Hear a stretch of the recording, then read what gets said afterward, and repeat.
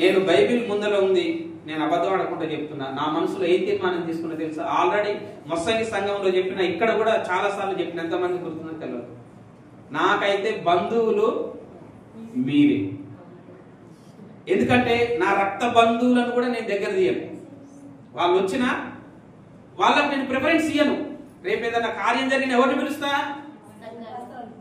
మిమ్మల్నే పిలుస్తా. ఇక నేను నాకు వాళ్ళు ఆ రక్త సంబంధులు, ఈ రక్త సంబంధులు, మయ్యంకోలు, మమ్మంకోలు, నేను వాళ్ళ మీద నాకు ఆశలు. నేను అబద్ధం చెప్తే దేవుడు అరే నువ్వు అబద్ధం చెప్తున్నావు అంటాడు నన్ను. నేను చాలాసార్లు చెప్పిన ఈ మాట, సుశీలమ్మకు నరసింహకు కూడా చెప్పిన, మనం ఎవరి మీద ఆధారపడాలి? సంఘం మీద ఆధారపడాలి. సంఘమే మన బంధువులు.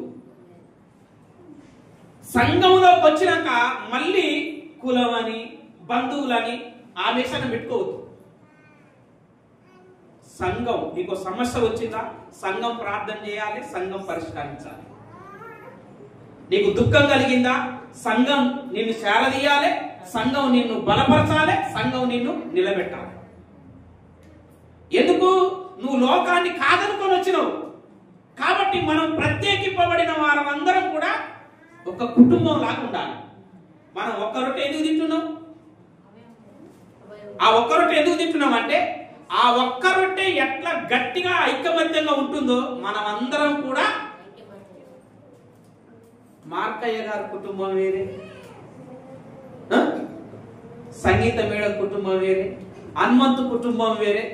ఇవన్నీ ఎవరు పడితే ఆయన కుటుంబం కాదు. అందుకే మనం ఒక పాట పాడతాం, సంగమా మేలుకొనుమా ప్రేమ భావాలు నింపుకొనుమా, సంగమా మేలుకొనుమా ప్రేమ భావాలు నింపుకొనుమా, సంగమా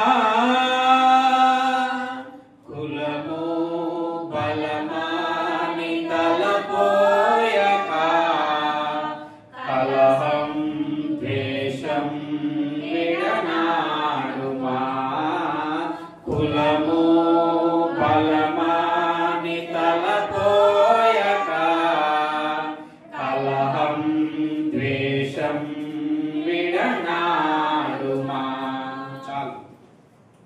సంఘంలోకి వచ్చినాక ఎక్కువ కులం, తక్కువ కులం, కులస్తులు, బంధువులు, రక్త సంబంధులు, తోడబుట్టినోడు, ఇవి ఎవడుంటాడో వాడు దేవునిలో సంఘంలో ఎదగలేడు, పరలోకం పోడు.